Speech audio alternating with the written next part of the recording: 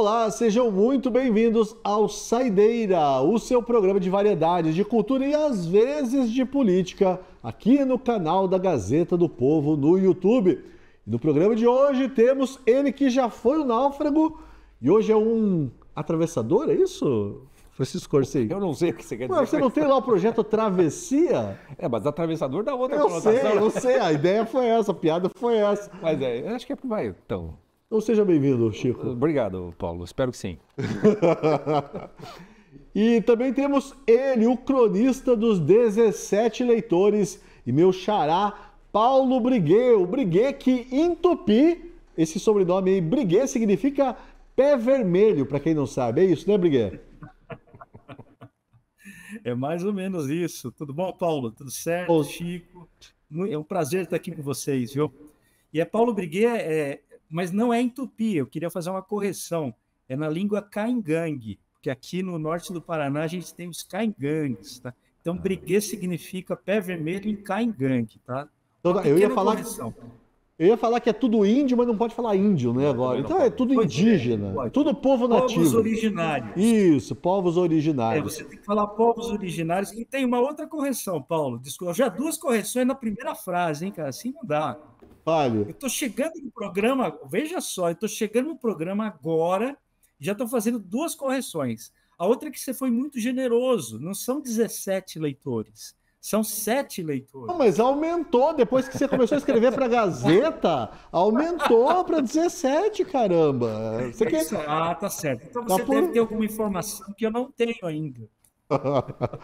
Bom, e na pauta do dia a gente tem Woody Allen, que está completando 90 anos, a poesia de Adélia Prado, que também está completando 90 anos, e claro, os comentários escolhidos pelo Chico, Que não tem 90 anos. que não tem 90 anos. Mas antes, bom, hoje a gente vai começar o programa aqui de um jeito um pouco diferente, porque você sabe que o ex-presidente Jair Bolsonaro foi preso. E essa prisão aí tem o seu aspecto político e histórico, mas mexe também com questões culturais e filosóficas e até teológicas. Enfim, a gente pode ficar conversando aqui horas sobre isso. E mexe também com a própria noção de justiça, de consciência individual, de perversidade e até de danação. Por isso eu pedi ao Chico e ao Briguet que recomendassem um livro, um filme, uma pintura, uma música, sei lá, qualquer coisa que eles achem que possa ser útil para você e para nós aqui refletirmos sobre esse momento histórico. Mas antes de eles responderem, eu quero te convidar a se tornar assinante da Gazeta do Povo, porque só a Gazeta do Povo faz um jornalismo baseado em convicções e é a sua assinatura o que mantém este projeto e produções como Saideira vivos. Para assinar, você já sabe, basta clicar nos links que você encontra aí na descrição, no chat, nos comentários deste vídeo, apontar a câmera do seu celular para o QR Code na tela ou acessar diretamente www.gazetadopovo.com.br/oferta. Então vamos nessa, pessoal. Vamos às nossas indicações para esse momento aqui. Eu achei que valia a pena, porque o pessoal está deprimido, o pessoal está chateado pra caramba. E eu acho que vale a pena a gente, sei lá, indicar qualquer coisa que o pessoal possa não se distrair também, não é um escapismo assim, mas aprender com isso também, né? Porque também não adianta arrancar os cabelos, eu que o diga, né? Eu vou começar, Chico, com o nosso convidado. Eu vou começar com o Briguet. Briguet, o que você tem para recomendar aí para o pessoal, para a gente também aqui, para a gente conversar a respeito? Bom, a gente está falando muito sobre esse tema, né? Em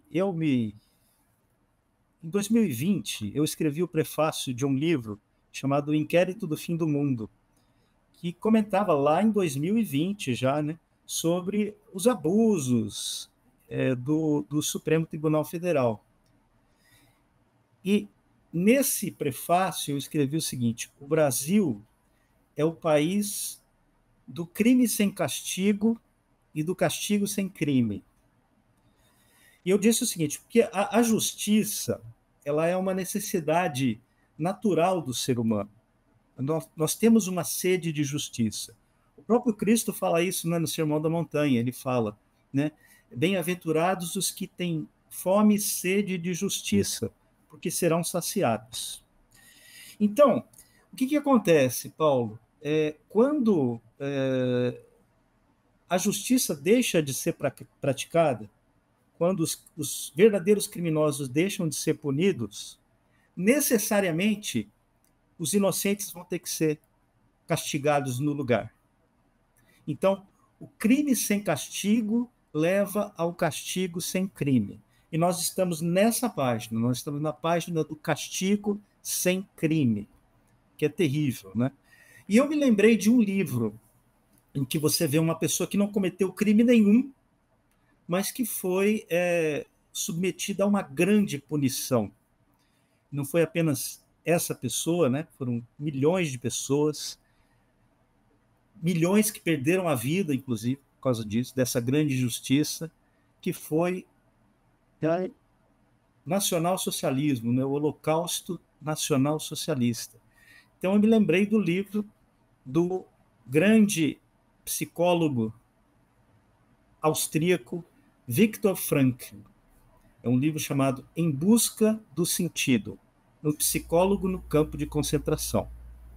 Então, o sujeito foi aprisionado, sem ter cometido crime algum, foi aprisionado nas piores condições possíveis. Quando o Viktor Frankl saiu do campo de concentração, ele estava pesando apenas 25 quilos. E aí, logo ao sair, ele não tinha conhecimento disso, mas assim que alguns dias depois, ele ficou sabendo que a mulher dele tinha morrido, que os pais dele tinham morrido, que o irmão dele tinha morrido no campo de concentração, nos campos de concentração. Você imagina o impacto. Aí ele ficou, né, devastado com aquela notícia, e ele se trancou numa sala, e em 9 dias ele escreveu o que viria a ser o coração do livro, Em Busca de Sentido, que hoje talvez seja o livro de psicologia mais lido no século XX, né? Teve milhões de leitores. Esse livro fez tantos... E aí, o que ele descobre? Que mesmo nas piores condições, mesmo dentro das piores condições, o ser humano pode ser salvo se ele tem um sentido para a vida. Então, esse livro nos mostra isso. Nós precisamos buscar o nosso sentido, o sentido da nossa vida. O que é que vai faltar no mundo se eu deixar de existir? Se eu deixar de cumprir o meu dever? Né? Cada um de nós tem um dever, tem uma missão no mundo. E essa missão não se encerra em nós, né? Não é uma coisa de prazer, de poder, de egoísmo, mas é algo que você tem que compartilhar com os outros. Então, essa é a dica de leitura que eu deixo para o pessoal. Em Busca de Sentido, do Viktor Frankl. Muito boa dica. Enfim, tem várias edições desse livro, né? Eu estou precisando reler. E muito boa dica também, né, Chico? Porque o pessoal está desesperado, né? E eu tenho insistido e tenho apanhado, viu, Xará? Por isso que também, assim, a política não pode ser o sentido da vida, né? A política só, essa disputa ideológica, essa disputa partidária, né? Eu acho muito complicado quando a pessoa reduz o sentido da vida a isso. E a gente vê muita gente desesperada, não sei se você concorda, por causa disso. Agora, no começo, Chico, do comentário do Paulo Briguet, ele estava falando do crime sem castigo, eu achei que ele fosse indicar, você sabe o quê, né? Engenheiros do Havaí. Crime sem castigo, apertos de mão, apenas bons amigos. Eu também pensei nessa. Aliás, eu sou muito, viu, Paulo? Eu sou muito amigo do Carlos Maltes, que era baterista do Engenheiros do Havaí, que é um cara sensacional, ele é psicólogo, inclusive. Legal. Né? É um cara muito bacana, até bom de trazer aqui, viu, pro programa. Um cara muito legal mesmo. Legal mesmo. Mas eu lembrei na hora, ele falou, crime sem castigo, veio a música na hora, assim. Chico, e a sua indicação? Fala aí alguma coisa também do Viktor Frankl, fica à vontade. Você trabalha com a lembrança, o Viktor Frankl, né? Eu uso muito a história, e eu até recomendo, assim, para quem está... porque o Viktor Frankl, ele vai servir para vários aspectos. O livro mesmo que o Briguet trouxe, tem a história dele, né, no campo de concentração, e no final ainda tem um resuminho do coração da logoterapia, né, que é a terapia para o sentido da vida, e ler o livro já é terapêutico para quem acha que as coisas todas já estão acabadas. Mas o que eu acho mais impressionante pegando o gancho do livro, quem puder, no YouTube tem várias entrevistas do Viktor Frankl, muitos anos depois, né? E é muito bom de você escutá-lo, porque você vai ver eu vou chamar de alegria de viver, mas não é uma alegria. Ele tem uma vida, de fato, pulsante naquilo que ele fala, ele entusiasma quando ele te fala, e talvez isso seja uma das coisas que mais se precisa em momentos mais escuros, vamos dizer assim, ou onde a fé e a esperança mais se parece que estão sendo perdidas, né? Aham. E o Viktor é sensacional. Tem vários outros livros dele onde ele conta as histórias dele, um que me marcou muito, tem vários livros, porque o pessoal pega várias coisas dele e junta livros, né? É porque livro, ele deixou de ter conferência, né? Daí o pessoal transformou em livro, transformou né? muito em livro. Ele conta de um rabino que perdeu a esposa e que achou que a vida dele tinha perdido todo o sentido. E ele consegue devolver uma alegria de viver, um tesão pela vida, vai pro rabino, quando ele fala pro rabino simplesmente assim, mas e se ela morreu para que você ficasse? Né? Para que você fizesse uso disso também nas suas coisas. E aí ele vai fazer isso para o seu rebanho. Eu me lembro de uma passagem, não sei se você lembra também, Briguet, eu não vou lembrar assim, detalhes e tal, mas no meio daquela matança, daquela fome, daquela, né, aquela miséria absoluta ali, ele testemunhando uma pessoa fazendo um carinho na outra. Sim. Eu acho que, se não me engano, eram duas mulheres, uma estava acariciando o cabelo, dizendo como o teu cabelo é bonito, um gesto de delicadeza ali, que é uma coisa que a gente não associa, né? Então, assim, no pior dos cenários, assim, vamos combinar também, eu acho que o pessoal é muito desesperado, assim, a gente não vive nada perto daquilo, né? Não, ainda espero que não cheguemos perto daquilo. Não, óbvio, e assim, aquele livro Mas lá é que bom o Paulo... conhecer os extremos. Né? Não, óbvio que é bom, Briguet, mas eu conhecer, tenho a impressão, aquele livro lá que você adora, que você que você dá cursos aí sobre o livro 1984, deixa o pessoal com muito medo de que aquilo se torne realidade. Eu entendo, é um medo compreensível, mas é bom a gente enfatizar que a gente não está vivendo, a gente pode viver, mas a gente não está vivendo aquilo. A gente está vivendo aspectos daquilo, né? Alguma o coisa. O Orwell fez, né? O que o Orwell fez lá em 19... porque o livro é de 1948, né? O que ele fez ali, primeiro foi a descrição de algumas coisas que já haviam acontecido, porque o Orwell conhecia profundamente o que estava acontecendo no mundo totalitário, tanto durante o nazismo, né, os 12 anos do nazismo, quanto no comunismo soviético.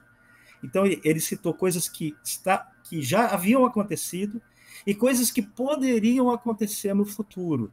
Quer dizer, é um alerta. O livro é um alerta também, né? É assim que nós temos que enxergar o 1984. Ele, assim, não é... E a gente não pode esperar assim, que aquilo se realize completamente, né? De uma maneira... Porque a literatura tem um caráter simbólico, né? Ela não vai expressar exatamente o que está acontecendo. O que a gente vê assim, é que algumas coisas... Por exemplo, vou dar um exemplo, Paulo. A nova língua. A nova língua é uma realidade, né? Hoje, você tem a tentativa de controle da linguagem. Inclusive, o Roger Scruton tem um ensaio dele belíssimo, que ele fala sobre a nova língua da comunidade europeia. Como é que o pessoal lá na comunidade europeia manipula a linguagem, né? E assim, dos mesmos termos descritos lá pelo Orwell há quase 80 anos. Alguns aspectos, obviamente, são reais. Tem os 2 minutos de ódio que a gente faz uso diariamente, voluntariamente, porque não tem nenhum grande irmão mandando a gente usar aqueles 2 minutos de ódio. Mas você pega mas não são 2 minutos só, né? Agora são 2 horas, né? Às vezes é o dia inteiro ali, né? 2 minutos de respiro do ódio. Exatamente. Na nova língua, agora a gente acabou de ver aí uma portaria de uma autarquia ligada à AGU que soltou uma lista de palavras lá que você não pode usar novamente, aquelas etimologias inventadas e não sei o quê, não pode usar denegrir, que não tem nada a ver com a coisa. Mas uma das funções da arte é justamente retratar, não a realidade por completo, mas cada obra, de certo modo, 1984 tem algo de 1984 do que a gente vive, como tem do Processo do Kafka, como tem do Show de Truman, aquele filme é verdade. Que aparece ali. Você vai encontrar outros. Tem algo do Viktor Frankl também nisso tudo. Acho que até a razão das indicações faz com que amplie o teu imaginário, porque a arte espelha e por isso mesmo ela ilumina um pouco da situação que você tá vivendo, né? Agora, para que você não se sinta no 1984 dentro de você, porque nós estamos falando de vida interior agora. E aí é que a arte e a cultura tem que ser cultivada dentro de você para que você tenha uma resistência de vida interior para suportar se a situação chegar no mais impossível das situações, como é o caso do Viktor Frankl. É bom você ter falado isso, porque isso que eu percebo muito, as pessoas estão muito frágeis. Sim, qualquer são muito evento frágeis. do noticiário, sabe, desestabiliza muita gente. Qualquer divergência com aquilo que eu acho que é, a pessoa já não suporta. E é por isso que eu acho que é importante aqui, sem querer, né, puxar meu próprio saco nesse programa e tal, mas é importante a gente falar de arte, de livros, de filmes e tal, para dar uma sustentação das pessoas, porque senão a gente fica maluco. Eu também fico maluco. Vou trazer, eu estava por outras razões, mas eu acabei me deparando com uma frase do Nietzsche, que ele diz por que a arte é necessária. E aí ele diz assim, a arte é uma necessidade para que a realidade não nos destrua. Boa. E é uma bela frase. E é uma bela frase. Apesar do sifilítico lá, Não, mas ele era de vez em quando, um escritor sim, de claro. mão cheia, né? E um grande frasista também, o Nietzsche. E eu acho isso muito necessário. Até para aproveitar a minha indicação, até para conversar, dialogar com a do Briguet, que ele falou do nacionalsocialismo, da Alemanha, do que aconteceu com os judeus. Mas se a gente for pro lado dos comunistas, né? Você tinha lá os gulags, onde as situações não eram nada diferentes. Eu vou recomendar, se não o livro todo, pelo menos o prefácio e a introdução do Diário da Felicidade, do Nicolau Steinhardt, que ficou preso também nos gulags romanos, e ele dá 3 remédios para situações como que a gente está vivendo.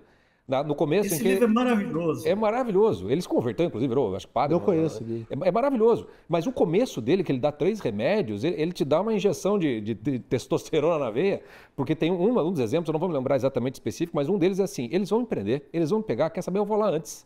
Como é o nome do livro? O Diário da Felicidade. Diário da Felicidade. Eu não sei se tem edição disponível, porque era da Realizações, que infelizmente não está mais existindo. Acho que vai voltar a ser disponível, mas não é difícil de achar nos sebos e tudo mais. E para quem está precisando de um pouco de gás para encarar a situação, esse prefácio, a introdução, já é maravilhoso. Eu, inclusive, escrevi uma coluna citando os três remédios que ele dá. As 3 saídas, né? As 3 saídas, né, Brito? Você lembra delas? Essa saída de você se adiantar ao seu algoz, né? Não, eu vou ser interrogado. Não, eu vou lá, então agora eu vou me desafiar o meu algoz, né? Essa saída é do Alexander Zinoviev, que foi um dissidente soviético. A primeira é a do Alexander Solzhenitsyn, que escreveu o Arquipélago Gulag, que ele diz logo no começo do Arquipélago Gulag, quando ele é preso, que ele vê que ele foi preso porque ele escreveu uma carta para o amigo dele. O Solzhenitsyn foi condenado a 10 anos de trabalhos forçados no Gulag, porque ele escreveu uma carta para um amigo dele, em que ele criticava levemente o Stalin, tá? Levemente. Então, você veja, quando ele viu que ele estava preso e que não tinha jeito mesmo, ele falou, a minha vida acabou aqui. Tudo que vier agora é lucro. A minha vida acabou a partir desse ponto. Então, com isso, ele conseguiu se reerguer, entende? Ele abandonou qualquer expectativa em relação à vida e, com isso, ele conseguiu se reerguer e escreveu essa grande denúncia que foi o Arquipélago Gulag. Maravilhoso. Então, realmente... Não, e até alguém podia dar esse livro lá pro Bolsonaro, né? E eu tô falando sério, eu não tô falando isso por mal. Acho que seria, pelo que vocês estão falando aí, seria talvez fosse uma leitura boa para ele nesse momento. Pois é, em relação ao Bolsonaro, Paulo, eu tenho assim uma... Veja, eu já escrevi isso, quem lê minhas colunas sabe disso. Eu gosto do Bolsonaro. Eu tenho uma simpatia. Eu encontrei o Bolsonaro 3 vezes já, tive várias horas com ele conversando, fiz entrevista. Eu gosto do Bolsonaro, tenho simpatia por ele. Eu acho que o Bolsonaro é um cara que ama o país, tá? Ele tem seus problemas, seus defeitos, né? Sua vaidade, tem tudo isso. Mas o Bolsonaro é um homem bom. É um homem bom. E eu tenho a convicção de que ele é um homem inocente também, que ele está sendo enredado aí numa trama, né, numa narrativa que foi feita para destruí-lo, né? Certamente, se ele cometeu algum erro ou algum deslize, não foi nada proporcional ao que ele está sofrendo agora, né? Nada proporcional. Então, isso que fique bem claro. Mas eu acho que existe um grande problema, Chico e Paulo, tem um grande problema em você colocar, nas pessoas comuns que colocam toda a sua vida, atrelam toda a sua vida a um homem de carne e osso, entende? Que mitificam, que divinizam essa figura, entende? Eu tenho Que falado isso acreditam bastante. mesmo. Eu tenho falado isso Oi? bastante. Eu tenho falado isso Você bastante. tem falado. Assim, somos todos falhos aqui, somos todos É muito sério. imperfeitos. E as pessoas, infelizmente, colocam expectativa até na gente que escreve, né? Somos três colunistas da Gazeta aqui. A gente não pode errar ali. Nós somos imperfeitos também, a gente é falho. A gente. E não Então, é por uma intenção perversa ou coisa parecida. A gente também tá. Nós três estamos tentando nos encontrar, né? E não é muito fácil, né? Pois Briguei é. e Chico. Eu penso assim, eu vejo muita gente que parece que perdeu o sentido da vida. Meu Deus, se o Bolsonaro não pudesse ser presidente, a minha vida perdeu o sentido. Gente, não é isso. Não pode ser isso. Aí eu me lembrei, Paulo, não sei se tudo bem eu ler um poema aqui, que eu me Por lembrei, eu favor. até tinha mostrado para você antes do programa. Precisa ver. É um poema de uma autora portuguesa, chamada Sofia de Mello Breiner Andersen. Essa poetisa escreveu um poema bem curtinho chamado Meditação do Duque de Gandia sobre a morte de Isabel de Portugal. E o poema diz assim, é bem curtinho, vou ler aqui para vocês. Nunca mais a tua face será pura, limpa e viva, nem o teu andar como onda fugitiva se poderá nos passos do tempo tecer. E nunca mais darei ao tempo a minha vida. Nunca mais servirei Senhor que possa morrer. A luz da tarde mostra-me os destroços do teu ser. Em breve, a podridão beberá os teus olhos e os teus ossos, tomando a tua mão na sua mão. Nunca mais amarei quem não possa viver sempre, porque eu amei como se fossem eternos a glória, a luz e o brilho do teu ser. Amei-te em verdade e transparência, e nem sequer me resta a tua ausência. És um rosto de nojo e negação, e eu fecho os olhos para não te ver. Nunca mais servirei Senhor que possa morrer. Esse poema é muito forte, ele se baseia num episódio histórico real. O Duque de Gandia, que era um nobre, né, da corte espanhola, ele venerava essa rainha, que era a dona Isabel de Portugal. É uma rainha de Portugal muito bonita, né? Uma mulher encantadora, e ela morreu ao dar à luz um filho natimorto, com 33 anos, com apenas 33 anos. E o Duque de Gandia foi incumbido, ele que amava essa rainha, né? Que servia a essa rainha, ele foi incumbido de levar o corpo da rainha de Toledo para Navarra, se não me engano, uma outra cidade da Espanha. Quando ele chegou em Navarra, que ela iria ser enterrada, ele fez o reconhecimento do corpo. E ele viu que o corpo estava em decomposição. E nesse momento ele jurou a si mesmo: eu nunca mais vou amar alguém assim que possa morrer. Nunca mais vou amar um ser mortal. Porque eu devo me dedicar ao que é eterno. E nesse momento, ele se mudou, pouco tempo depois, ele se tornou padre. Ele entrou para um mosteiro, se tornou padre e foi canonizado pela Igreja Católica com o nome de São Francisco Borja. Ele se tornou santo da Igreja Católica. Depois dessa experiência com a mortalidade, entende? Você vê, nós temos que ter os olhos no que é eterno, no que vai durar para sempre. E a política, o poder político, ele é efêmero. Ele é efêmero. A gente se esquece disso com uma facilidade, Paulo. Eu estava me lembrando, enquanto você lia também o poema, eu me lembrei, porque essa semana, por algum motivo, eu reli aquele discurso do David Foster Wallace. Sobre água.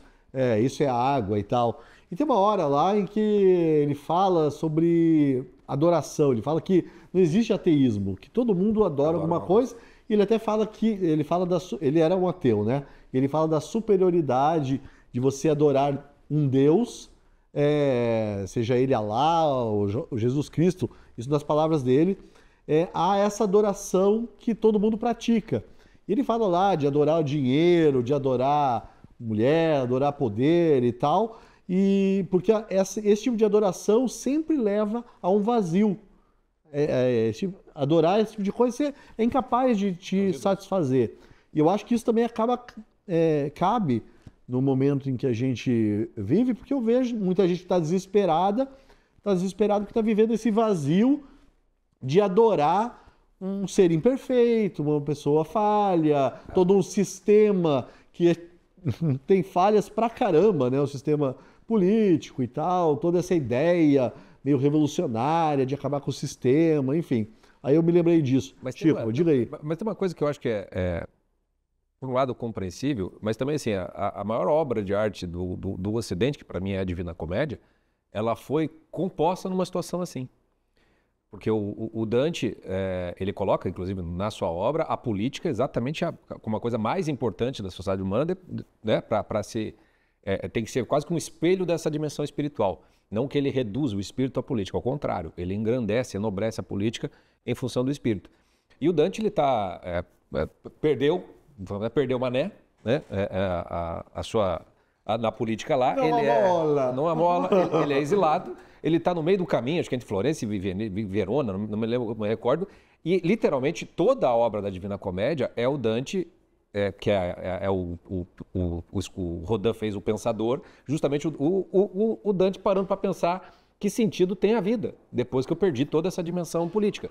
E quase toda a Divina Comédia é um autoexame, uma grande reflexão, que você pode ver essa camada na Divina Comédia, na qual ele visita toda a sua história, todos os seus políticos, para visualizar precisamente neles e nas escolhas e naquilo que fizeram, como aquilo não é Deus. Uhum. Né? Se a gente for para a dimensão bíblica, além do vazio de você adorar o ídolo errado, também tem algo que eu acho muito mais doloroso, que para mim por exemplo, o povo judeu, depois de tanto milagre, ter conseguido sair do Egito, porque o Moisés demorou um tempinho a mais no boteco lá em cima da montanha, os caras já estavam adorando o bezerro de ouro ali, porque cansei de comer a mesma coisa e tal. Então, isso é muito humano, de você perder a esperança neste mundo.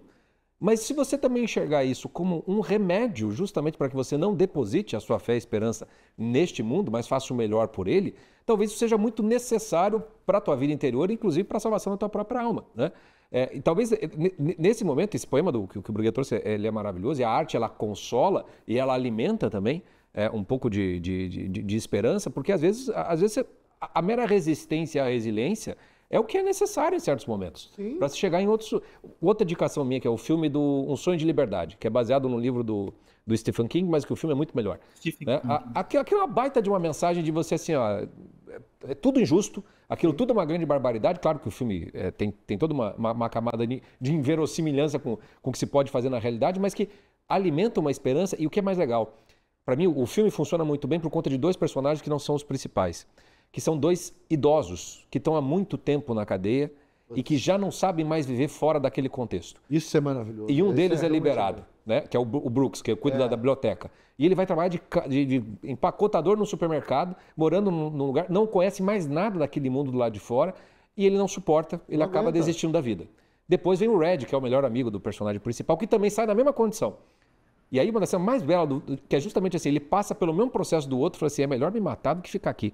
Você sabe que é uma Você boa lembra dessa cena? Lembro, e é uma boa lembrança, porque eu tenho pensado bastante nisso. Vi lá o Bolsonaro, né? Tá passando mal, tá com problemas de saúde, foi preso preventivamente, agora tá preso, cumprindo a pena, não sei o quê. E eu tava pensando, nossa, mas por que ele não sai disso, né? Não simplesmente fala, não quero mais isso, não sei o quê. Aí, né, a pessoa não consegue, tá presa, né? Ele foi deputado Ele não tem durante opção, 30, cara. ele não tem opção, Ele não tem exatamente. opção. E a gente acaba preso mesmo, né? O lugar que o Bolsonaro se colocou e foi colocado é um lugar de martírio. É, Ele não tem opção. é verdade. Entendeu? A traição a essa, e por mais injusto, mais absurdo que seja, ali ou tem uma redenção política, vamos dizer assim, ou então o que é dele está guardado para um outro patamar, porque é uma posição de martírio. Sim. E eu acho que, e assim, não é só um martírio com relação aos seus algozes, também é com relação ali dentro. Porque o que já estão fatiando o espólio é um negócio assustador de Sim, se é enxergar verdade. em torno dele. Então, acho que ele é uma situação. Eu me refiro mais àquelas pessoas que são, entre aspas, devotos. Que talvez colocaram no Bolsonaro aquilo que não deveria, não é um peso que nenhum homem poderia carregar. Né? E aí eu acho que cabe esse negócio, olha, talvez esteja faltando, né, perceber que a vida é mais do que isso. Até para que você possa fazer mais pelos outros, né? Sim. Bom, eu vou fazer minhas indicações aqui rapidinho, assim, porque na verdade, na correria, não deu tempo de selecionar a imagem nem nada, mas quando eu pensei nisso, só me veio uma coisa à cabeça. William Turner, que é um pintor inglês, e aquelas pinturas de faróis. E a onda batendo no farol. Eu não sei por quê, não sei se é por tua causa, Chico, talvez negócio de náufrago, travessia, de vez em quando eu fico pensando nessas coisas. E também a Nau dos Degredados, né? Que é do Borges, né? É do Borges? Não sei de quem é agora, Nau dos não Degredados. Mas não sei por que eu tô numa fase que me veio... É por causa do livro do Diogo Mainardi, vai. Será que é por causa do livro do Diogo Moinari? Olha, talvez seja um efeito retardado do livro... Que é um livro de um homem em busca de um sentido. Exatamente, né? Também é. Infelizmente ele, acho que ainda não encontrou, espero que encontre. E aí, Briguet, mais alguma coisa que você queira falar sobre isso? Tem vários livros que eu recebi, que eu pensei, né? Pensei no Fahrenheit 451, tá? Porque o Fahrenheit 451 ele é a história de uma redenção, né? De alguém que era um algoz e que se torna um herói. E tem um outro filme também, que é de 2009. O Fahrenheit 451 é um romance do Ray Bradbury, né? Que tem um filme também, vale a pena assistir.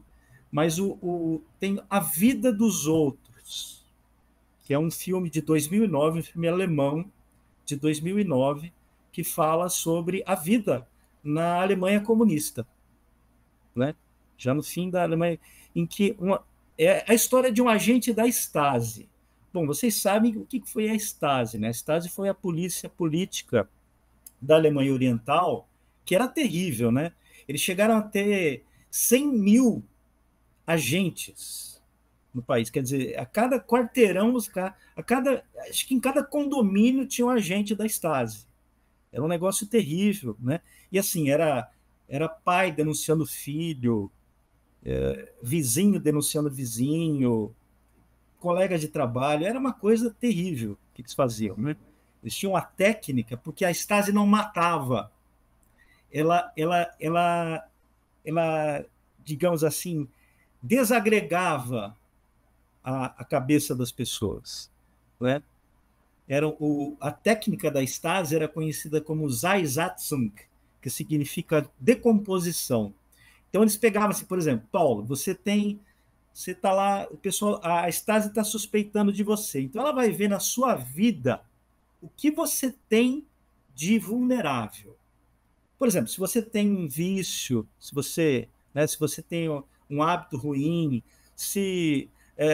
vai tentando pegar alguma coisa, né, na sua família. Se você tem um filho que depende de alguma coisa, depende de um remédio para sobreviver, você está entendendo? Ou que está depois eles buscando pegavam... uma vaga na universidade, entende? Sim, e aí Briguet... a Stasi vai exatamente no seu ponto fraco. E vai no ponto fraco e faz um dossiê. Exato. Olha só, hein? Dossiê. Você vê esse pessoal usando dossiê por aí, você vai ver de onde vem isso daí, tá? Essa história do dossiê. Pois tá? é. Então, o filme conta a história de um agente da Stasi que ele vigia a vida de outras pessoas, né? Só que, de repente, ele começa a se afeiçoar a um casal que ele conhece, que ele está espionando. Ele começa a gostar dos espionados, entendeu? Ele começa a simpatizar e a proteger aquelas pessoas. Então, olha, é belíssimo esse filme. É um filme que todo Ótimo mundo filme. deveria assistir. Maravilhoso mesmo. Que o algoz, ele se transforma em protetor. É muito bom É uma mesmo. coisa belíssima. Bom, Não perca esse filme. mudando radicalmente de assunto e provavelmente perdendo mais da metade da nossa já escassa audiência, agora vamos falar sobre o senhor Woody Allen, mais conhecido como Woody Allen, que está prestes a soprar as 90 velhinhas no dia 30 de novembro agora. Pois bem, eu sou um fã do Woody Allen e alguns filmes dele eu já vi mais de 30 vezes. Isso é sério mesmo, não é brincadeira não. Eu escrevi até para a Editoria de Cultura um texto aí recomendando 5 filmes do Woody Allen atualmente disponíveis nos serviços de streaming. A Era do Rádio, Match Point, Hannah e Suas Irmãs, Annie Hall, que também é conhecido como Noivo Neurótico, Noiva Nervosa e Manhattan. E nesse meu texto eu digo, entre outras coisas, que o Woody Allen é maravilhoso, os filmes dele são uma obra-prima e tal, mas machuca. Machuca e faz ou pode fazer um mal danado para nossa alma. E aí, Briguet, eu quero saber de você, o Woody Allen machuca? Faz mal para a alma? Faz mal para a alma mesmo ou eu tô falando bobagem? Olha, você foi no ponto, Paulo, você foi no ponto. Porque é o seguinte, o Woody Allen era o ídolo da minha adolescência e da minha juventude. Eu assistia a todos os filmes do Woody Allen, todos. E alguns várias vezes. Annie Hall, que você falou, deve ter assistido mais de 10 vezes. Tá? Não cheguei a 30, mas 10 vezes eu vi. Então, eu sabia trechos de cor de Hannah e Suas Irmãs. Entende? Eu sou um grande fã do Woody Allen. A minha esposa, a minha esposa estudou na mesma época que eu na universidade, e na época a gente nem namorava nem nada, mas ela foi para Nova York e ela foi lá naquele barzinho, não sei se o Woody Allen tocava, né? Ele tocava clarinete lá num barzinho lá em Nova York, né? E ela foi lá e fez uma foto e trouxe um cartão lá daquele lugar para mim, porque ela já sabia que eu era fã do Woody Allen naquela época. Eu tinha o quê? 20 anos, tá? Faz mais de 30 anos que isso aconteceu. Então, eu sempre fui um grande fã do Woody Allen. Mas os filmes dele, assim, o meu ranking é o seguinte, os 3 grandes filmes do Woody Allen para mim, que eu sempre recomendo, Crimes e Pecados, Match Point e Desconstruindo Harry, nessa ordem. Mas o Woody Allen tem um grande problema, que também era o meu problema. O Woody Allen é ateu. O Woody Allen não... o que falta na obra do Woody Allen é Deus, é a relação com Deus.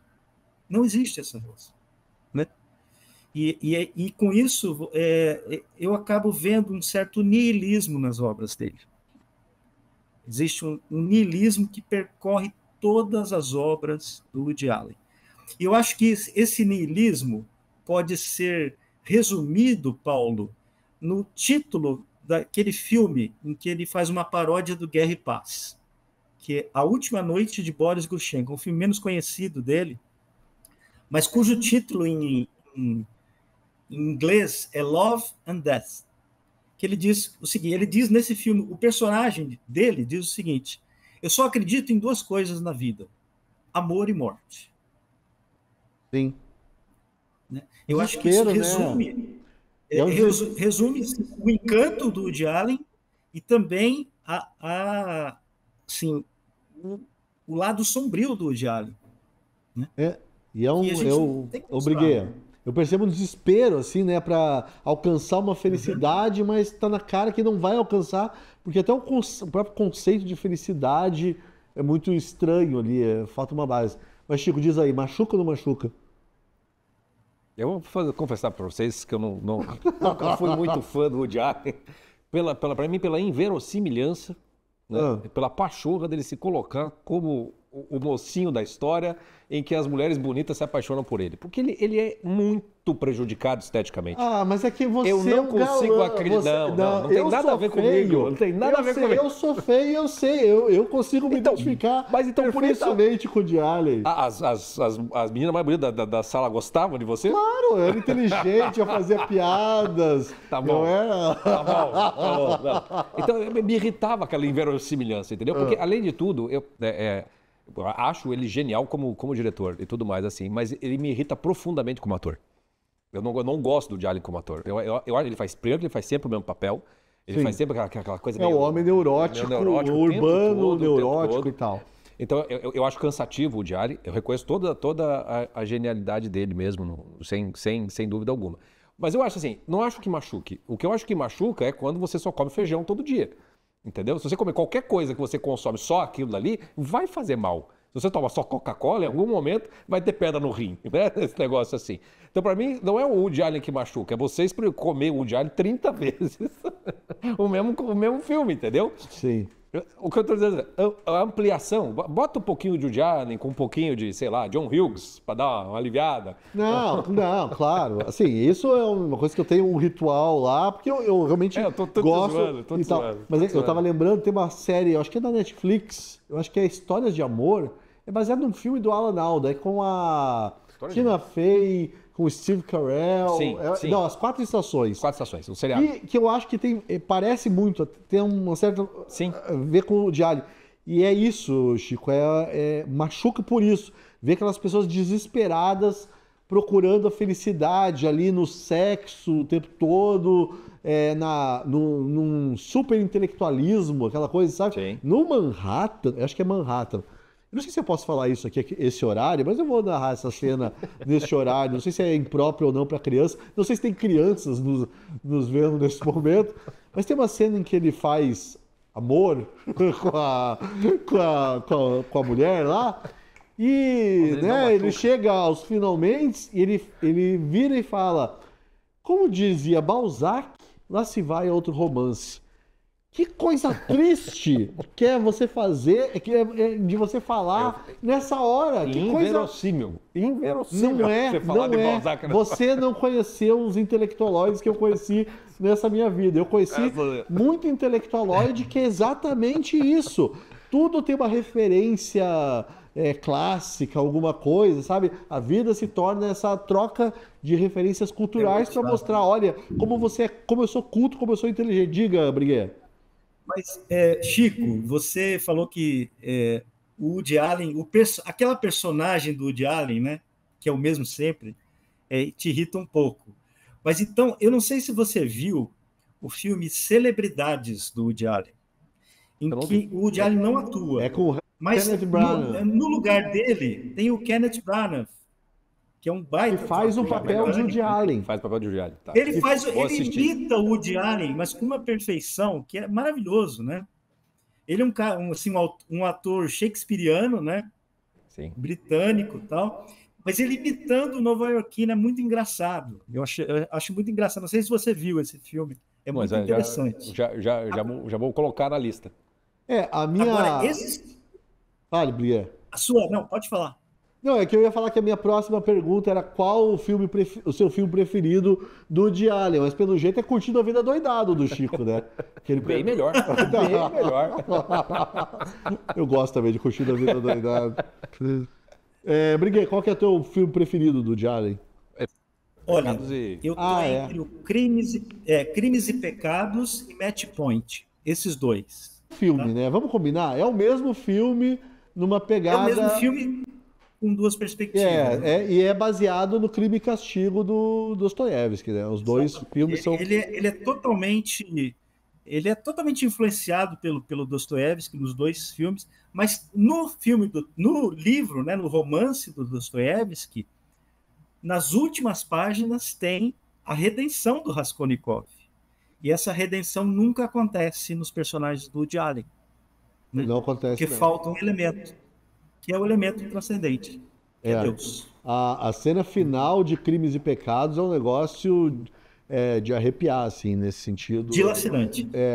é dilacerante. Eu revi esse filme pouco e de fato... E eu vou te confessar que, assim, eu adoro Crimes e Pecados e odeio Match Point. Não gosto daquele filme de jeito nenhum. Nem da Scarlett Johansson? Não, da Scarlett Johansson, sim, eu só não gosto do Match Point. Já que eu falei Mas então vamos fazer um ranking das musas do Woody Allen. Então, mas o que eu ia falar é o seguinte, eu acho até difícil escolher o melhor do Woody Allen, porque eu acho ele, primeiro, ele é um diretor prolífico, né? Ele faz muitos filmes e ele mantém uma consistência muito grande na grande maioria desses filmes. Eu fiquei pensando assim, qual escolher assim, porque eu falei assim, puxa, eu não sei, acho que hoje vai ser um e amanhã vai ser outro, porque tem vários que eu gosto. Mas o que eu mais gosto, e até porque como ele fica nessa dimensão dessa relação humana, é de uma certa idealização da mulher, da beleza feminina, que eu acho que é o mais perto que ele pode chegar de algum tipo de transcendência de um jeito meio torto. Mas eu acho muito bonito como ele tem, alguns filmes têm um certo olhar para a mulher, só que sempre tem uma coisa que perverte. Tem sempre alguma coisa que destrói. Mas enquanto isso não acontece, é um colírio para os olhos você assistir. Não, com certeza. Né? E praticamente todas as grandes personagens femininas, todas as protagonistas, né? Porque elas chegam a ser, eu acho muito dignas. Mas eu acho que assim, eu revi pode ser que eu esteja, pelo impacto, ter revisto, mas eu acho que é o filme mais... Qual? O Crimes e Pecados. É mais completo. Eu tô com o Impacto de Manhattan na cabeça, que assim, tem a Diane Keaton linda e maravilhosa, cantando, inclusive.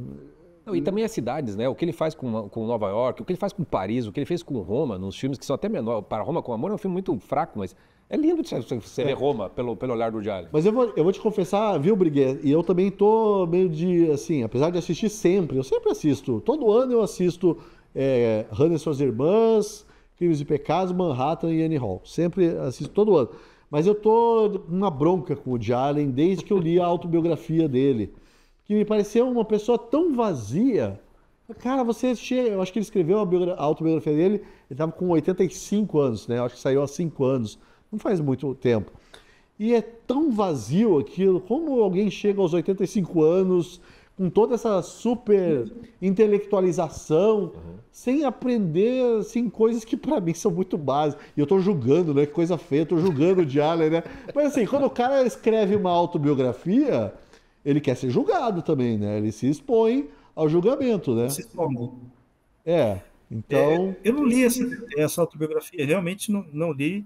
Eu li há muitos anos uma biografia do Eric Lex, mas isso foi antes faz muitos anos mesmo, porque ele era ainda casado com a Mia Farrow.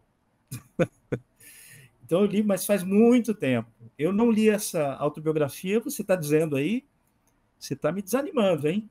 Ah, mas realmente... Mas é muito bem escrito. Uma leitura agradável. Bem escrito e tal. Aliás, ele acabou de lançar um romance, viu?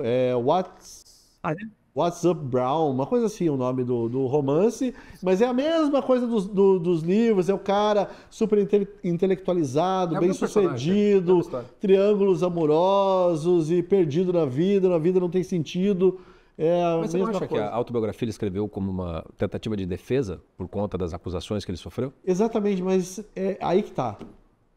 Você chega aos 85 anos, você tem que saber que não adianta nada você se defender desse negócio todo. Assim, se ele não percebeu isso, ele é muito burro. Porque não tem. Não, é que eu sinto que ele tem não é uma insinceridade na autobiografia, mas há uma intenção. Não, eu acho que é uma... Eu achei bem sincero. Agora, imagine, né?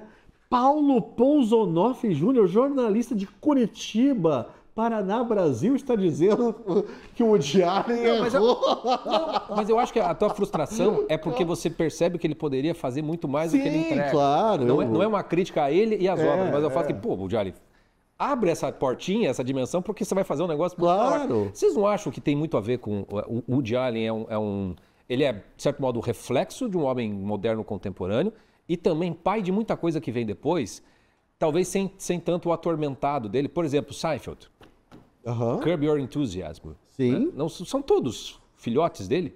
Todos. Né? Todos. Mas isso também... Tem, né? Mas ficou, né? Não veio nada depois disso. Eu até compreendo, Paulo, assim, a sua frustração com um livro. Eu li muito, assim, os contos do Woody Allen, né? Tem uma coletânea dele, Cuca Fundida, que eu li até. Sim, eram coisas engraçadas, tal, não sei o que, mas ficava algo, ficava faltando algo, que era assim, aquele impacto dos filmes dele. Eu me lembro, a primeira vez que eu vi Hannah e Suas Irmãs, eu tinha 16 anos. Nossa, eu fiquei fascinado por aquele filme, né? E eu lembro, Paulo, que é o seguinte, eu sou da época que passava o filme do Woody Allen na Globo, de madrugada. Então eu ficava no jornal para ver se ia passar algum filme de madrugada na Globo, às vezes dublado, viu? Muitas vezes dublado o filme. É. E eu ia lá e gravava, botava o videocassete. Olha só. Eu também. Para gravar à noite os filmes do Woody Allen. Era um negócio Agora, Briguê, eu acabei de lembrar daquele clássico também. Tudo o que você gostaria de saber sobre sexo, mas sempre teve vergonha de perguntar. Baita título, né? Que um baita realmente, Baita. né? E que tem um episódio final que não dá para descrever aqui, mas simplesmente aquele episódio final é muito bom de ver. Enfim, esse é um filme maravilhoso. Mas olha só, agora a gente vai entrar num universo aqui que pode soar estranho para muita gente, que é o universo da poesia. Se bem que, para minha surpresa, sempre que eu escrevo sobre esse assunto, principalmente sobre Adélia Prado, a resposta dos leitores é bastante positiva. Você vê aí na tela o texto que eu escrevi sobre o livro mais recente da Adélia Prado, O Jardim das Oliveiras. Adélia Prado, que também completa 90 anos agora em dezembro e que é um caso raro de artista que está focada na sua arte.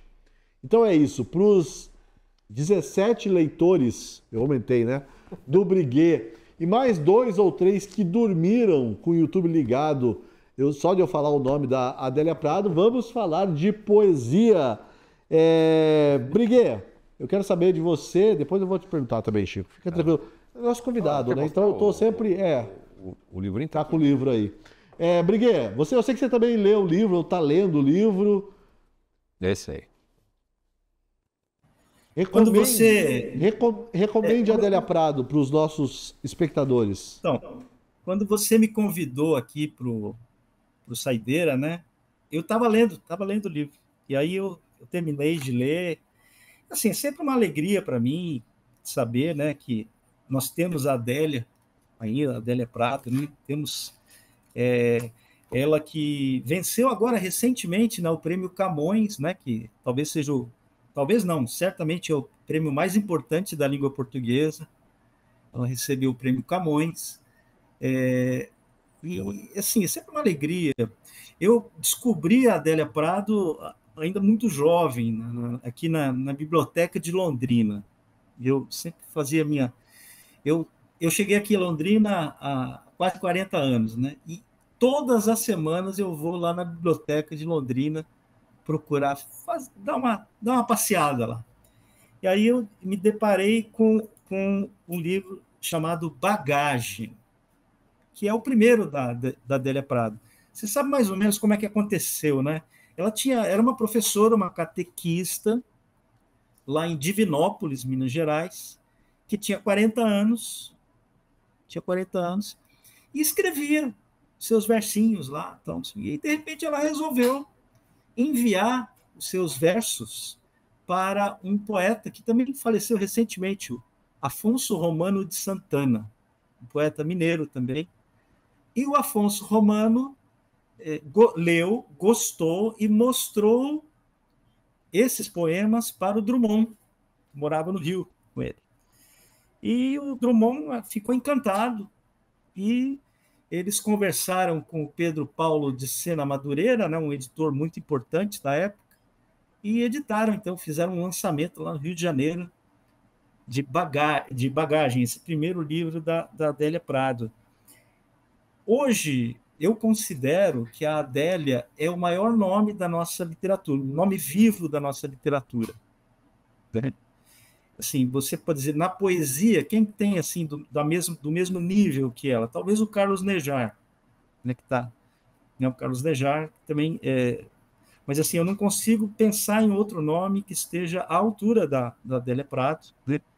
Com esse mergulho. Eu, como sou cronista, eu tenho um apreço muito grande. Eu acho, Paulo, às vezes, que a crônica ela está mais próxima da poesia do que do conto, às vezes, tá? Quando eu leio uma grande crônica do Rubem Braga, do Paulo Mendes Campos, eu leio como um poema, uma espécie de poema em prosa. E a Adélia Prado, ela está muito... Ela nos mostra, né, esse vínculo com o cotidiano, né? Ela sabe identificar no cotidiano as coisas mais profundas, buscar os temas mais profundos. Então, eu selecionei 2 poemas aqui. Posso ler para vocês? Esse do último livro dela, do Jardim das Oliveiras. Esse poema é Domingo em São Paulo. Esta cidade me pesa sobre os ombros. Vacilo em caminhar neste domingo. Extenuada de fadiga por tantos e tão altos prédios, cheios de fios, encanamentos, ruas, árvores, lona, plástico, papelão e zinco, arremedos de casas dos que nunca foram ao parque, pretas de fuligem e poeira, luxo e lixo. A sensação é próxima da palavra desgosto, que por escrúpulo temo pronunciar. A cabeça enjoa no antigo pêndulo. Medo e susto, susto e medo, sem discernir o que seja a santíssima vontade. Sei que sois trindade, não porque me ensinaram, mas porque um Deus sozinho gera o inominável terror. A sagrada face do Filho me protege, sua coroa de espinhos. À prova de sequestros, durmo no vão de suas 5 chagas. O domingo anoitece. Melhoro bastante, sinto menos frio. Não recuso o remédio que amorosamente alguém me põe sob a língua. Descubro que sou amada, e não apenas por vós. Parece rude e altíssimo, mas é que não tenho palavras. Que coisa bonita, né? São vários elementos aqui. Mas olha só, Briguet, a gente está tão contaminado pela política. Você estava lendo aí, eu fui lembrando do poema também. É quando fala ali do Deus único que inspira terror. Adivinha que eu pensei? Não adianta, né? Você acaba pensando. É incrível como está contaminado pela política isso. Só uma coisinha. Aí, ó, Fala, Briguet. Não, pode. Não, antes de você. Que você falou que ia ter um outro também que você queria ler, mas antes de você ler. Não, eu queria só fazer um. Fale, então fale. Não, é o seguinte: por que esse poema me chamou a atenção? Domingo em São Paulo.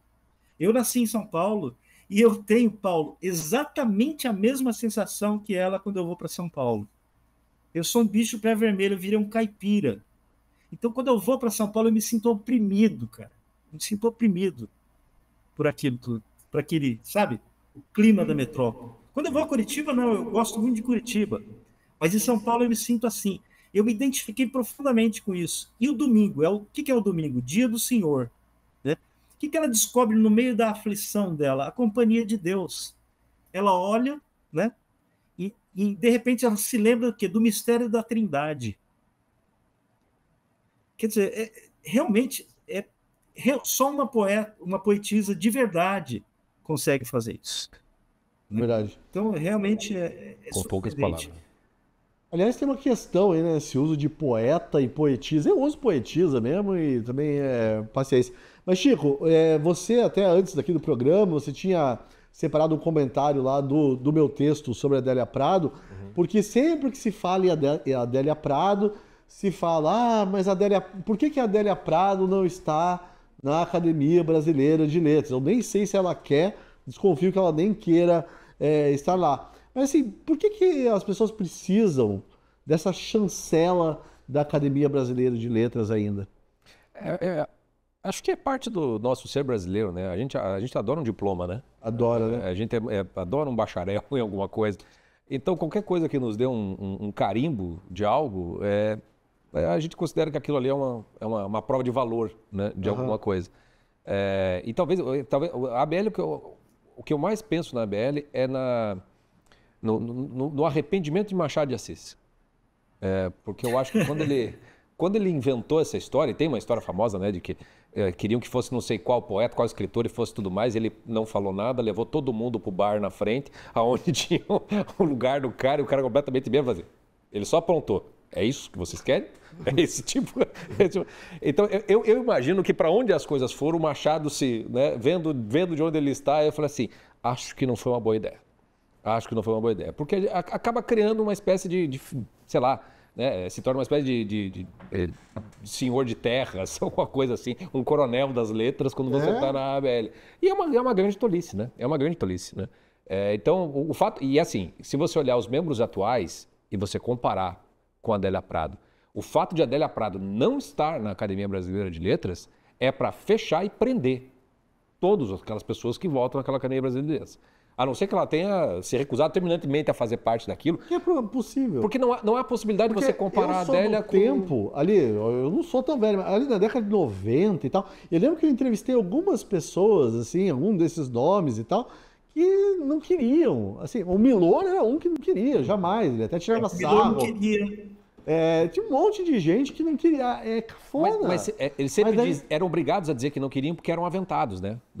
Sim, exatamente. A Adélia, eu não sei se chegou a isso. Uhum. Eu não sei se ela chegou a ser citada, indicada por alguém. Eu realmente não sei. Aí eu precisaria investigar. Não sei se eu Mas tem Mário Quintana, Manuel de Barros. Sim. Enfim, a lista de bons nomes, assim, que não de foram. nomes maravilhosos que podiam entrar. Mas na época deles não tinha a Fernanda Montenegro, não tinha o Gilberto Gil. Tinha o Ivo Pitangui. Fecha essa troço, cara. Tinha o José Sarney. Não, mas o Sarney então, você sabe, Paulo, você sabe que o Quintana foi um caso mais grave. Porque o Quintana, se eu não me engano, ele foi candidato 3 vezes. E perdeu as 3 vezes. Mas uma delas para o Sarney. Uma delas para o Sarney. Não, mas Quintana perdeu para o Sarney. Mas Briguet, eu não entendo querer isso. Eu já começa aí o meu estranhamento, é querer esse negócio. É muito cafonice. Mas deixa eu te dizer, o Mário Quintana, ele viveu os últimos anos da vida dele num hotelzinho, num quarto de hotel, que o Falcão, o jogador Falcão, comprou lá em Porto Alegre e manteve ele lá. Ele vivia lá de favor, assim. Sim. Né? Por caridade do Falcão, consideração do Falcão, ele vivia lá. E existe um prolabore. Quem entra na Academia Brasileira de Letras, a Academia é uma instituição muito rica. Tem muitos imóveis lá no centro do Rio. Então, existe um prolabore. Então, a pessoa ganha um prolabore. Agora, tem o aspecto da vaidade também. Então, Chico, eu acho o seguinte, não só o Machado se arrependeu de ter criado a Academia ABL, né? Como hoje ele deve se amargurar, se lá onde ele está se permite a amargura, né? Mas ele deve ficar chateado e assim, com o seguinte, o conto dele, a teoria do medalhão, tá? Foi corporificado, foi encarnado na Academia Brasileira de Letras. A teoria do medalhão, sabe aquela história? O que vale é o que você parece. Sabe? A aparência vale tudo e a essência não vale nada. Basicamente isso. E eu digo isso com respeito por algumas pessoas que ainda estão lá na academia. Por exemplo, um escritor que eu respeito é o Carlos Nejar, né? Que é um poeta que é da academia. Né? Tudo bem, né? Tem outros que tiveram lá que eu respeito, eu respeitava, né? Não sei como é que está a composição hoje, mas hoje está meio complicado, né? Está bem complicado. Briguet, pega o violão aí, vamos tocar um Gilberto Gil, daqui a pouco a gente sabe.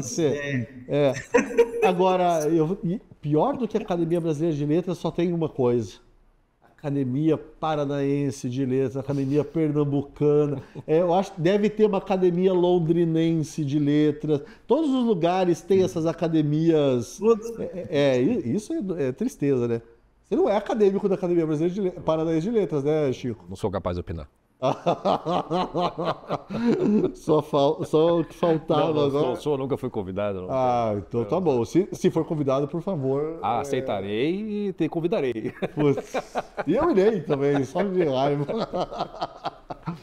Bom, e agora chegou a hora de comentar os comentários. Lembrando que a curadoria é feita por ele, o sommelier de comentários Francisco Scorsin. Lembrando também que nós três aqui somos colunistas da Gazeta do Povo e que os nossos textos, as nossas criações, as nossas obras-primas imprescindíveis são tão boas que só podem ser lidas pelos assinantes. Se você já é assinante da Gazeta do Povo, obrigado, mas se você não é, a hora é agora. Clique aí nos links que você encontra na descrição, nos comentários, no chat deste vídeo. Use o QR Code na tela ou então acesse diretamente www.gazetadopovo.com.br/oferta e aproveite a nossa promoção. Lembrando também que só assinante é que pode comentar lá na Gazeta, hein? Então, se você tá louco para elogiar ou mais provavelmente para xingar a gente, assine a Gazeta do Povo agora mesmo. Começamos com algo raro, um elogio. E um elogio num programa em que a gente, né, Chico, soltou um verbo aqui para cima da direita por causa daquela treta lá em Santa Catarina. Mas é isso aí, Chico. Vamos começar, que ontem foi dia de ação de graças, né? Inclusive, esse vai a sexta. E agradecer aqui a Thalita Castro 6459, que disse: excelente programa, estou sempre com vocês. Agradeça, Chico. Agradeço, muito obrigado, Thalita, né? É isso, Thalita. Agradeço porque é tão raro as pessoas elogiarem nos comentários. Não, Para xingar é a coisa mais fácil do mundo, mas elogio é difícil a pessoa fazer, né? Eu sei que tem muita gente que gosta, mas não vai deixar o comentário. Então, quando deixo, acho legal de destacar. E também porque, se o Briguet tem 7 leitores, os 17 espectadores, a gente agora conhece um deles, né? Que é a Thalita Castro, que nos acompanha. Exatamente. Eu agradeço a companhia. É tão difícil o elogio que lá no 1984, vou citar esse livro de novo, tem os 2 minutos de ódio, não tem os 2 minutos de amor, né? De você falar bem da coisa. Distopia, é uma distopia. Você queria uma utopia, tem que vir assistir o Cegueira. Bom, e hoje, pelo jeito, o Chico estava apaixonado, hein? Pela Lorena, pelos filhos, pela vida. Porque, acreditem ou não, ele escolheu mais um comentário elogioso, dessa vez na coluna do Paulo Briguet, intitulada O Guarda-Chuva de Minha Mãe, entre a tempestade, a saudade e o consolo. Essa aí que você vê na tela. Bom, eis o que diz o comentário. Se ler você já é tão bom, fico imaginando como seria extraordinário estar com você num dia de chuva ou de sol, tomando um suco de laranja. Bom, Briguet, primeiro eu quero que você responda o comentário e depois eu vou perguntar para o Chico por que ele escolheu esse comentário. Não, eu vou explicar o suco de laranja. Na verdade, eu cito, né, o suco de laranja, eu digo que eu encontrei um amigo, eu estava tomando um suco de laranja e ele chega e conta a história da vida dele. É uma coisa bem interessante. É por isso que ela fala do suco de laranja. Eu não sei o nome do comentarista, mas eu fico muito, muito feliz. Eu fico feliz porque eu 3 crônicas para a Gazeta, né, durante a semana. Então, eu já combinei mais ou menos com o meu editor o seguinte: 2 são sobre política, porque se eu não comentar sobre política, a minha coluna aí não vai ter nem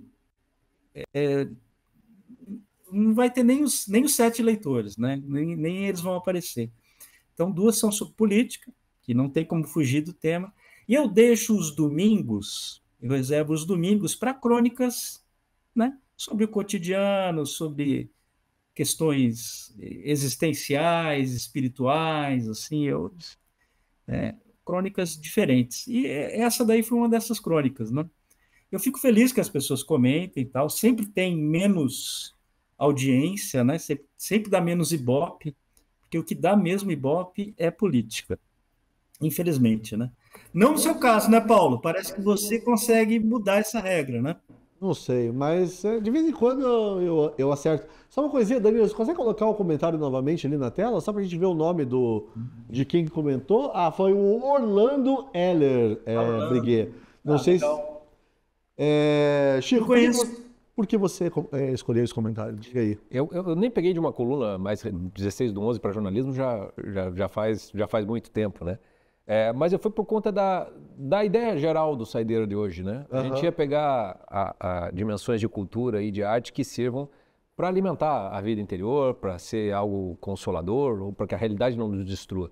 Então eu fui procurar comentários justamente em que algum texto, algum vídeo da Gazeta tocou as pessoas nesse sentido. E esse comentário eu achei muito bonito, né? Porque eu sabia que o suco de laranja era parte do contexto ali, mas também com uma segunda razão, que de repente, já serve para a gente convidar o Briguet para vir pessoalmente. A gente pode fazer direto de um bar, mas não exatamente tomando um suco de laranja. Né? Já que é uma saideira lá do programa. Né? A gente faz um suco de cevada. Um suco de cevada. É mais para arranjar essa desculpa para convidar o Briguet para tomar uma cerveja. O Briguet já está mais que convidado. Eu passei o ano inteiro falando para ele vir para Curitiba. Acho que a gente vai ter que descolar uma verba e trazer o Briguet para cá, porque... Não, com o maior prazer. O escorpião no bolso ali não deixa ele vir para cá de jeito nenhum.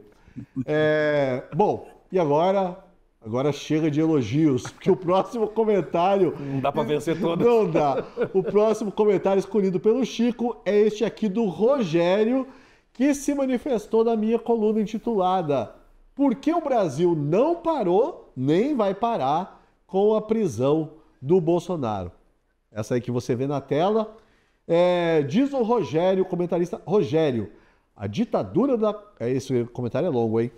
Esse é longo. A ditadura da Coreia do Norte estará executando um casal em praça pública nessa semana, se já não executou, pelo motivo de terem eles ultrapassado a cota de lucro permitida para o negócio deles de conserto de bicicletas.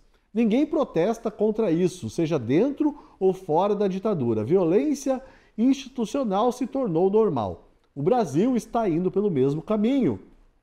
O STF pode fazer o que quiser e ninguém ousa protestar. Estamos nos acostumando, né, com os abusos e a imprensa trata disso como algo merecido. Enfim, ditaduras que se fazem passar por democracia são o novo normal no século XXI. E isso é, antes de tudo, um problema espiritual, pois revela o endurecimento em massa de corações. Chico, vou começar com você. Comente comentário. Eu acho um comentário perfeito. Né? Primeiro, houve a execução mesmo. Sim, houve mesmo. Segundo, não pense que são pobres que estão fazendo. Não, na Coreia do Norte, para você ter direito a ter um negócio, é porque você está numa casta alta. Então, já são pessoas privilegiadas que foram assassinadas sem mais nem menos, porque simplesmente passaram da cota permitida para se ganhar alguma coisa. Segundo, é a normalização dos absurdos mesmo, e eu não digo nem só da Coreia do Norte, mas muito do que acontece aqui. Só está acontecendo o que acontece no Brasil por culpa da grande imprensa, porque se isso tivesse um mínimo de cobertura, dificilmente a gente estaria vendo o que a gente está vendo, e é um problema de ordem espiritual, sem dúvida alguma. Para mim, eu já disse isso várias vezes no último análise aqui, assim, eu tenho absoluta certeza que todo o pano que está sendo passado para o que o STF está fazendo, não é que essas pessoas concordam, é que elas têm mais medo de um Jair Bolsonaro voltar do que... É melhor aguentar esse tipo de coisa do que ver a extrema-direita aparecer e voltar. E isso é um problema de ordem espiritual. Isso é um endurecimento de coração mesmo, que você não está mais fazendo as coisas pelo que é certo, pelo que é a verdade, pelo que é o bem, nada, pelo justo, não tem absolutamente nada. Você está fazendo tudo isso por medo do bicho-papão.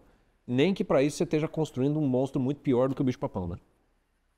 Isso e me lembrou aquilo que disse São José Maria Escrivá, que essas crises que a gente vive são crises de homens santos, né? Então, acho que também tem essa dimensão espiritual aí. Diga aí, Briguet, você acha que a gente está a caminho de se tornar uma Coreia do Norte? A gente... nós vamos nós estamos criando a nossa própria desgraça. Ela será bem diferente.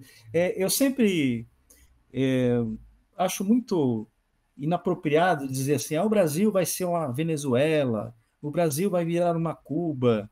Não, o Brasil vai virar um Brasil, pior do que ele já está, né? Ele já está preparando para se tornar um Brasil pior. Esse aqui é o grande problema. Agora, nesse comentário, tudo que ele disse, tudo que o leitor disse é verdade, né? Como o Chico disse. Mas será que era o momento de fazer esse comentário, né? Porque qual era a relação do comentário que ele fez com o seu texto, Paulo, né? Eu acho que ele tá criticando, no meu texto lá eu cito vários motivos para o Brasil não parar, um deles é um comodismo, existe uma certa acomodação. Tem uma hora que eu falar, assim, a picanha tá caro, o café tá caro, tá, mas assim, não é muito diferente do que as pessoas sempre reclamam, então me parece que as pessoas estão resignadas. Eu acho que esse leitor aí, Rogério, né, não aceita muito essa resignação das pessoas. Mas e se as pessoas estiverem cansadas também, né? Eu Isso, acho né? que as pessoas estão As cansadas. pessoas efetivamente estão cansadas, né? Tem uma... Eu, assim, vejo com alguma preocupação quando as pessoas vêm... Nos meus textos também sempre tem isso, né? Sempre falava da ditadura, né? Eu uso sempre o termo regime PT STF. Eu não sei se eu fui o primeiro a usar, mas esse termo, assim, eu uso há muito tempo. Regime PT STF. Eu sempre falo das coisas, dos escândalos, dos abusos, dos crimes, das injustiças, né? Da inversão ontológica da realidade, que eu acho que é um dos piores problemas que nós temos no Brasil hoje, que as coisas elas passam a ter uma causa final contrária, né? Elas produzem aquilo que é exatamente o contrário do que se espera, né, das instituições, das pessoas, é o que elas fazem. Então, a justiça produz injustiça e assim por diante, né? Eu sempre venho falando isso. Mas aí sempre tinha um comentarista lá, eu até não trouxe hoje para vocês aqui, dizendo o seguinte, mas e as crianças que estão morrendo em Gaza? Você não fala nada delas? Entendeu? E aí eu me lembrava do Nelson Rodrigues. Eu não sei se vocês lembram que o Nelson Rodrigues, ele sempre citava o Dom Helder, né? E o Dom Helder tinha um bordão. Se falar de qualquer assunto, qualquer problema, aí ele dizia, e a fome no Nordeste? E a fome no Nordeste? Entendeu?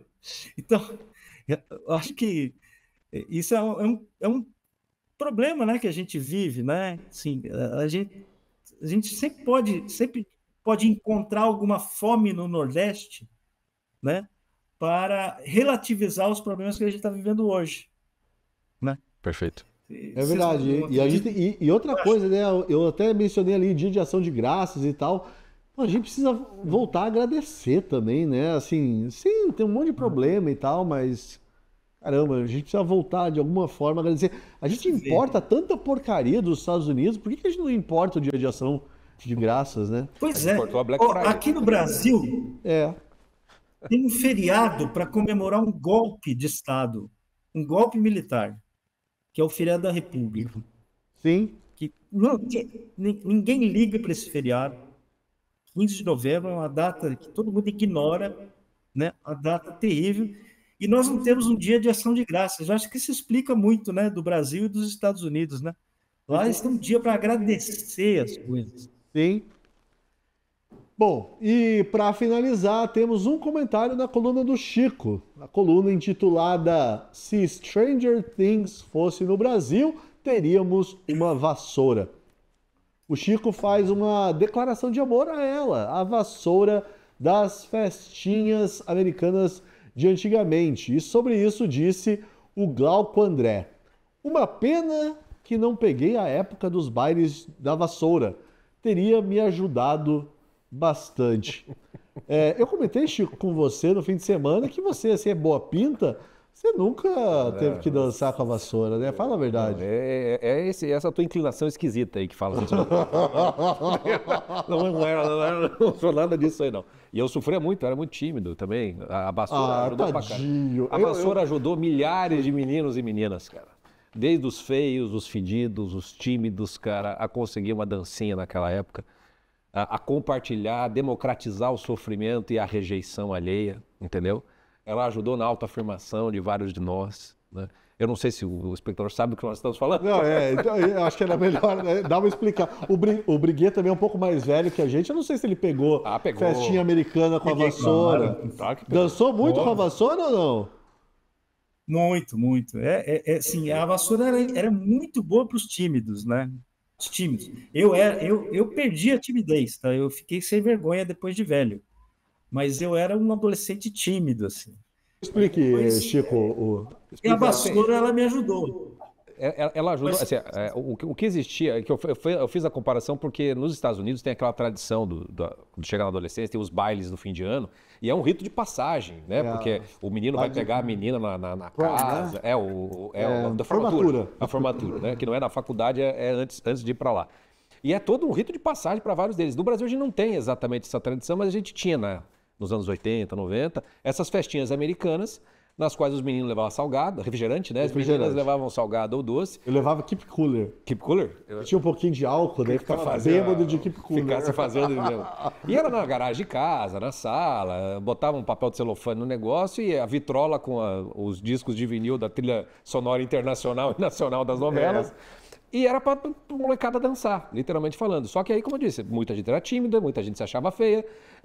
E aí, pra coisa fazer funcionar, aparecia uma tal de vassoura, na qual, se você não estivesse dançando, você podia dançar com a vassoura, fazia a sua micagem ali no nada. E aí, se você entregava a vassoura para um par, aquele par tinha que se desfazer e você dançava com a menina e todo mundo respeitava essa regra. É verdade. Todo mundo respeitava essa regra. Disso, é verdade. A menina tinha que suportar o cara, entendeu? E o cara também. E o cara também entregar a menina. Pegava a vassoura e ia tirar uma outra para dançar. Por isso que eu digo, democratizou muito a rejeição, a autoestima. Isso ajudou muita gente, né? E eu fiquei me dando conta, eu falei assim, caramba, como a gente precisa de vassouras na nossa vida. E as nossas colunas, o Briguet, no domingo é a vassoura do Briguet, entendeu?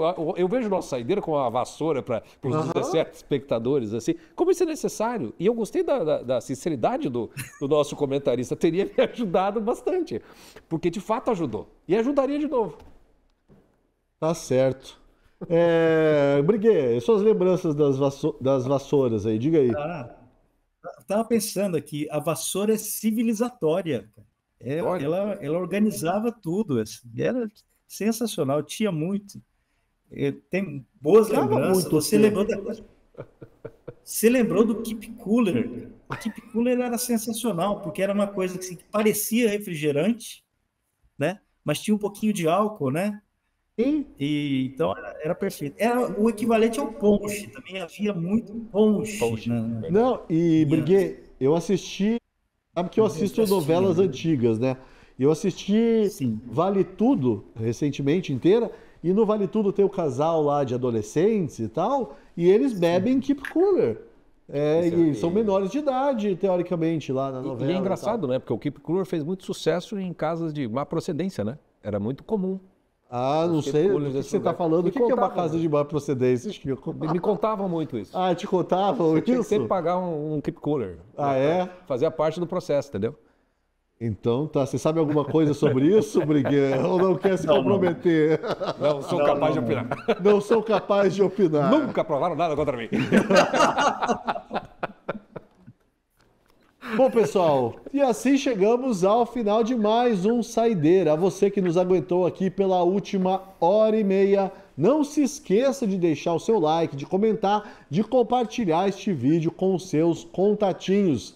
E se você não for assinante ainda, não deixe de assinar a Gazeta do Povo. Aproveite a promoção clicando nos links que você encontra na descrição, nos comentários, no chat. Você pode apontar a câmera do seu celular para o QR Code que você vê na tela ou pode ainda acessar diretamente www.gazetadopovo.com.br/oferta. Briguet, muito obrigado pela sua presença aqui, espero te ver mais vezes. Poxa, Certamente. Me chame que eu vou. Me chame que eu apareço. Ano que vem a gente tem que organizar. Ano que vem a gente tem que organizar presencial aqui. Essa aí. E, Chico, muito obrigado de novo. Eu que agradeço. Agradeço o Paulo Briguet também pela participação. É isso, pessoal. Até a próxima.